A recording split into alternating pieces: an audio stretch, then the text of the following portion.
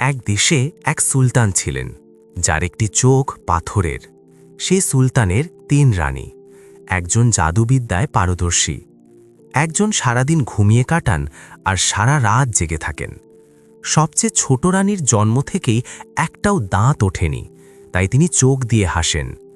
যে রানী জাদু জানেন তার নাম আয়েশা, আর নিশাচরী রানীর নাম লায়লা। তিনি সবসময় দিনের বেলা ঘুমান আর রাতে জেগে থাকেন। ছোট রানীর নাম জান্নাত, এটাই তার ভালো নাম, আর ডাকনামও তাই। সুলতানের নাম সুলতান ইব্রাহিম, তাই শুধু সুলতান বললেই চলে। এই সুলতান খুব চীনাবাদাম ভালোবাসেন, তাই তার সিংহাসনের পাশে সবসময় ঝুড়ি ভর্তি চীনাবাদাম থাকে। আয়েশা ইচ্ছে মতো ঝড় বৃষ্টি ডেকে আনতে পারেন। প্রাসাদের অলিন্দে দাঁড়িয়ে এক সন্ধেবেলা তিনি আকাশের দিকে 2 হাত তুলে বললেন, আয় আয়। একটু পরেই শোঁ শোঁ শব্দ শুরু হয়। সুলতানের বড় একটা সমস্যা, তার কোনো দুঃখবোধ নেই। তিনি কোনো কিছুতে কষ্ট পান না।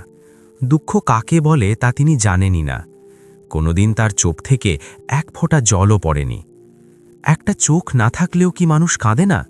জন্মান্ধরাও তো কাঁদে, কিন্তু এই সুলতান কাঁদতে শেখেননি।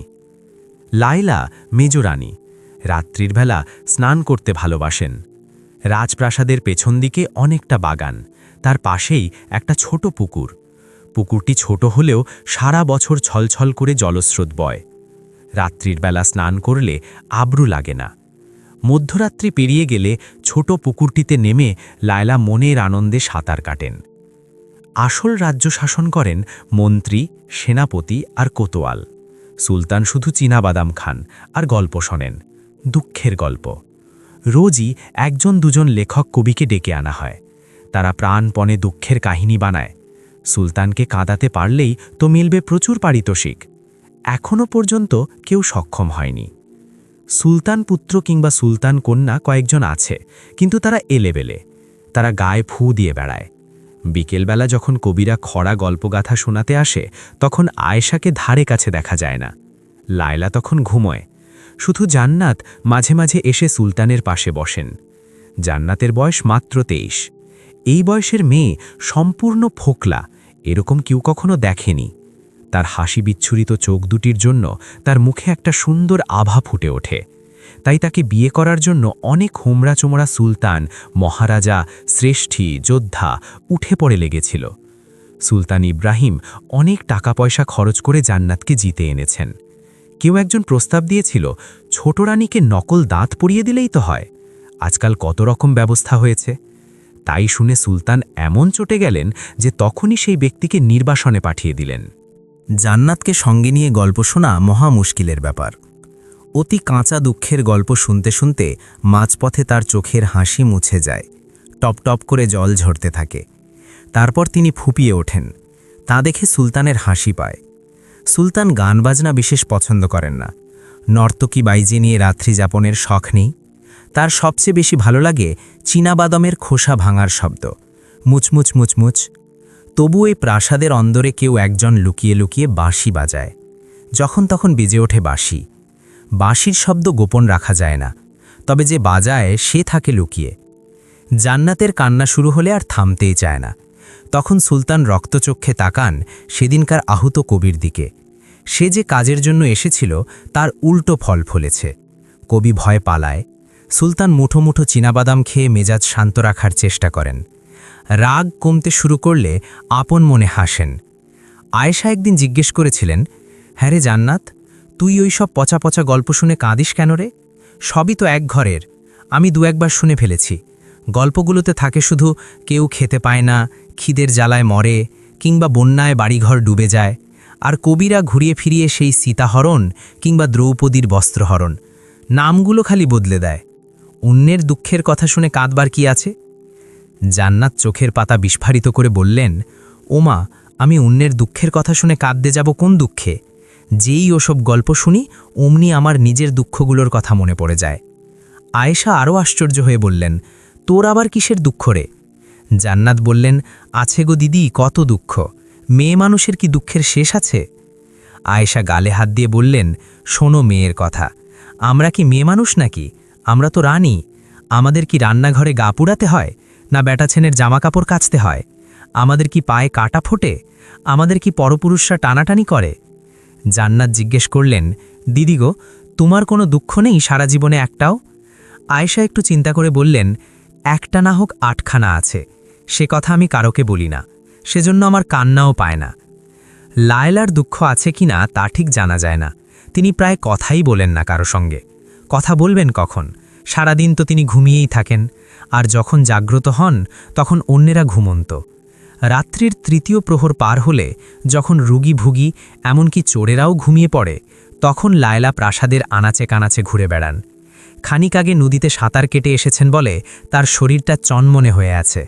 অঙ্গে বেশি পোশাকের বালাই নেই, শুধু ঝুমঝুম করে বাজে তার পায়ের নুপুর। এক একদিন দেখা হয় একটা ভূতের সঙ্গে। ভূতটাকে প্রায় পোষা ভূত বলা যায়। সে দাঁড়িয়ে থাকে সিঁড়ির নিচে, ঝাপসা ঝাপসা চেহারা। লায়লা তাকে মোটেই ধাপে পান না। লায়লা তাকে জিজ্ঞেস করেন, আজ কেমন আছিস রে ভূতু? ভূতটি আর্তস্বরে বলে ওঠে, আমাকে শরীর দাও, শরীর দাও। লায়লা বলেন, সে আমি কি করে দেব? তুই কেন মরতে গিয়েছিলি? মরার পর কি শরীর থাকে? ভূতটি বলল, কেউ যদি খুব করে চায় তাহলে আমরা শরীর নিয়ে ফিরে আসতে পারি। তুমি কি একটিবারও আমাকে চাইবে না? লায়লা বললেন, তুই আমার সঙ্গে সাঁতার কাটতে পারবি? ভূতটি বলল, দেখ কি যে বলো, ভূতেরা কখনো জলে নামে নাকি? কোনো গল্পে শুনেছ? লায়লা বললেন, তাহলে থাক, তুই ভূত হয়েও আজ পর্যন্ত আমি একজনও সাঁতারের সঙ্গী পেলাম না। প্রাসাদের ছাদে দুপুরবেলা দাঁড়িয়ে আছেন আয়েশা। ঝড়ের বেগ বাড়ছে ক্রমশ। এখনও বৃষ্টির দেখা নেই। কালো আকাশ চিরে ঝলসাচ্ছে লোকলোকে বিদ্যুৎ। ভেঙে পড়ছে গাছের ডাল। পাখিরা সামলাতে পারছে না সেই ঝড়ের তীব্রতা। গাছের শুকনো পাতার মতো মাটিতে ঝরে পড়ছে মৃত পাখি। আয়েশা দাঁড়িয়ে আছেন স্থির হয়ে। পতাকার মতো উড়ছে তার শাড়ির আঁচল। আবেশে চোখ বুজে যাচ্ছে। তার সারা শরীরে যেন রোমাঞ্চের সুখ। একটু পরে সুলতান উঠে এলেন ছাদে। বড় রানীর কাঁধে হাত রেখে বললেন, আয়েশা, তুমি এই ঝড় ডেকে এনেছ? রানী উত্তর দিলেন না। সুলতান বললেন, এবার থামাও। শুনলাম নাকি প্রজাদের বাড়িঘর ভেঙে পড়ছে। ঝট করে ডেকে আনতে পারেন আয়েশা, কিন্তু থামাবার ক্ষমতা তার নেই। এখানে তার জাদুবিদ্যা নিষ্ফল। কথার উত্তর না পেয়ে সুলতান আয়েশার চুলের মুঠি ধরে প্রবল ধাক্কায় তাকে ফেলে দিলেন মাটিতে। আয়েশা সঙ্গে সঙ্গে চেতনাহীন। তারপরেই কমতে লাগল ঝড়। আকাশের দিকে তাকিয়ে সুলতান বললেন, বাহ, তাহলে আমিও একটা জাদু শিখলাম। নিত্য নতুন কবি ও কথাকার খুঁজে বার করাই দুরূহ হয়ে উঠেছে। সবাই তো ব্যর্থ হয়েছে সুলতানকে কাঁদাতে। আর নতুন লেখক পাওয়া যাবে কোথায়? মন্ত্রীমশায় হয়রান। সেনাপতি ও কোতোয়ালকে অলিতে গলিতে খোঁজাখুঁজি করতে পাঠান। সন্ধে হয়। হঠাৎ বাঁশির শব্দ শুনে সুলতান উৎকর্ণ হয়ে উঠলেন। কে বাঁশি বাজায়? সেপাই, শান্ত্রী, প্রহরী, দারোয়ান, কেউ জানে না। বাইরের কেউ লুকিয়ে আছে রাজপ্রাসাদে। যদি বদমতলবে কেউ লুকিয়ে থাকতে চায় তাহলে বাঁশি বাজিয়ে জানান দেবে কেন? সুলতানের মনে খটকা লেগে থাকে। চীনাবাদাম খেতে থাকেন মুঠো মুঠো। জান্নাতের ঘরের সামনের বারান্দায় অনেকগুলো পাখির খাঁচা। এইসব পোষা পাখিগুলোকে জান্নাত নিজের হাতে ছোলা খাওয়ান। ওদের মধ্যে তার সবচেয়ে প্রিয় একটা ময়না। জান্নাতের সঙ্গে সেই ময়নার অনেক মনের কথা হয়। ময়নাটা মানুষের মতো কথা বলতে পারে না। জান্নাত পাখিদের ভাষা জানেন। জান্নাতের ঘরের দিকে যেতে যেতে সুলতান অনেক সময় শোনেন সেই পাখি আর তার ছোট রানীর বাক্যালাপ। কিছুই বুঝতে পারেন না। সুলতান যে সব সময় প্রাসাদেই বসে থাকেন তা নয়। মাঝে মাঝে তিনি নগর পরিভ্রমণে যান ছদ্মবেশে। নগর ছাড়িয়ে পল্লীগ্রামেও চলে যান। শুনতে পান মানুষের ঝগড়াঝাঁটি, কান্নাকাটি, এসবও যেন পাখির ভাষার মতো। কিছুই তার বোধগম্য হয় না। একদিন একজন নবীন কবিকে ধরে আনা হলো।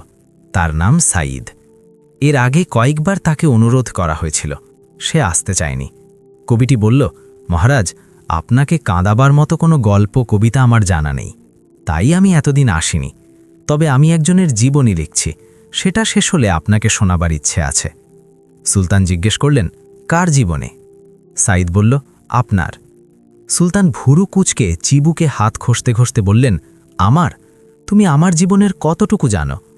কবি বলল, আপনার জন্মকাহিনী কিংবা বাল্যজীবন সম্পর্কে কিছুই জানি না বটে, কিন্তু আমি লিখছি আপনার ভবিষ্যৎ জীবন নিয়ে। আমার পরজন্ম নিয়ে না, না এই জন্মই, অদূর ভবিষ্যতের সব কথা। ধরুন শুরু হয়েছে এবছর থেকেই, এখনও অবশ্য পুরোটা শেষ হয়নি, যতখানি লিখেছি তাই শোনাই। কবিটি মাথা দুলিয়ে দুলিয়ে পাঠ করল সেই আখ্যান কাব্য। সব শুনে সুলতান গম্ভীরভাবে জিজ্ঞেস করলেন, এসবই আজগুবি কাহিনী? কবি বলল, না মহারাজ, সত্য ঘটনা অবলম্বনে। সুলতান বললেন, যা এখনও ঘটেনি তা সত্য হবে কিনা তুমি জানলে কি করে? কবি বলল, রামের জন্ম না হতেই রামায়ণ লেখা হয়নি, সব ঠিক ঠিক মিলেছিল কিনা? কবিরা এরকম পারে। সুলতান বললেন, আচ্ছা, পরবর্তী 7টা দিন দেখা যাক। সেই যে একদিন ছাদে উঠে সুলতান আয়েশার কেশাকর্ষণ করে ঝড় থামিয়েছিলেন, তারপর থেকে আর একবারও ঝড় আসেনি, বৃষ্টিময় মেঘ আসেনি, খরতপ্ত হচ্ছে বাতাস। এর মধ্যে আয়েশার সঙ্গেও সুলতানের কোনো কথা হয়নি। এক দাসীর মুখে খবর পেয়ে সুলতান দৌড়ে গেলেন আয়েশার ঘরে। সেখানকার দৃশ্য দেখে সুলতান একেবারে তাজ্জব। সারা ঘর ভর্তি চুল ছড়ানো, কালো মেঘের মতো পিঠ কোমর ছড়ানো চুল ছিল আয়েশার, প্রায় সব উঠে গেছে। শেষ কয়েক গোছা চুল টেনে টেনে তুলছেন আয়েশা নিজেই। সুলতান শুধু বললেন, এ কি আয়েশা? আয়েশা মুখ ফেরালেন। তার নাকের নিচে গোঁফ গজিয়েছে, গালে নবীন তৃণের মতো দাড়ি, দৃষ্টিতে লাল রঙের আভা। সুলতানের বুক কেঁপে উঠল। সেই কবিটি লিখেছিল, এক রানী হঠাৎ একদিন পুরুষ হয়ে যাবে। রানী যদি পুরুষ হয়ে যায়, সে কি হবে? সুলতানের প্রতিদ্বন্দ্বী? দ্রুত সেখান থেকে বেরিয়ে এসে সুলতান প্রহরীদের হুকুম দিলেন, এই ঘরের দরজা বন্ধ করে রাখো, আর কোনোদিন খুলবে না। একটু শান্তি পাওয়ার জন্য সুলতান গেলেন জান্নাতের ঘরের দিকে। পাখির খাঁচার সামনে দাঁড়িয়ে আছেন জান্নাত, তার দুচোখে ঝিলমিল করছে হাসি। সুলতান জিজ্ঞেস করলেন, কেমন আছিস রে জান্নাত? জান্নাত দুদিকে দুটি হাত ছড়িয়ে দিলেন, তারপর কথা বললেন পাখির ভাষায়। এরপর 2 দিন ধরে সুলতান জান্নাতকে কথা বলাবার চেষ্টা করে গেলেন, কোনো লাভ নেই। জান্নাত মানুষের ভাষা একেবারেই ভুলে গেছেন। সুলতানের মনে পড়ল, পাখিদের দাঁত থাকে না, জান্নাত আস্তে আস্তে পাখি হয়ে যাবেন। দুপুরবেলা হা হা করছে বাতাস, প্রাসাদটা যেন বড় বেশি নির্জন। লোকজন সব গেল কোথায়? একজন প্রহরীকে দেখতে পেয়ে সুলতান বললেন, শিগগির মন্ত্রীকে ডেকে আন। সুলতান এলেন লায়লার ঘরে। পালঙ্কে শুয়ে অঘরে ঘুমোচ্ছেন লায়লা। সুলতান তার শরীর ধরে নাড়াচাড়া করে বলতে লাগলেন, ওঠ ওঠ, কেন কেন তুই প্রত্যেক দিন সারাদিন ঘুমবি কেন? বাতা আমি সহ্য করব? লায়লা উঠে বসলেন, চোখ যেন খুলতেই পারছে না। আবার সুলতানের বকুনি শুনে তিনি চোখ মেললেন অতি কষ্টে। তার চোখের রং সাদা। কাতরভাবে লায়লা বললেন, মহারাজ, আমি দিনের বেলা দেখতে পাই না, সূর্যের আলো আমার সহ্য হয় না। আপনি আমাকে বকুন, মারুন, যা ইচ্ছে করুন। মাঝরাতিরে আমাকে জন্ম দিয়ে আমার মা মরে গেছে, তাই আমি শুধু রাত্রি চিনি। সবই তো মিলে যাচ্ছে। যত নষ্টের গোড়া ওই কবিটা, ওর লেখা থামিয়ে দিতে পারলে বাকি অংশটা মিলবে না। এর মধ্যে আরও অনেকটা লিখে ফেলেছে নাকি? সুলতান চিৎকার করে উঠলেন, ওরে কে কোথায় আছিস? শিগগির ওই সাইদ নামের কবিটাকে ধরে নিয়ে আয়। কেউ উত্তর দিল না। এর মধ্যে বেজে উঠল সেই লক্ষ্মী ছাড়া বাঁশিটা। সুলতান নিজে ছোটাছুটি করে খুঁজতে লাগলেন সেই বংশীবাদককে। না পেয়ে ক্লান্ত অবসন্ন হয়ে শুয়ে পড়লেন।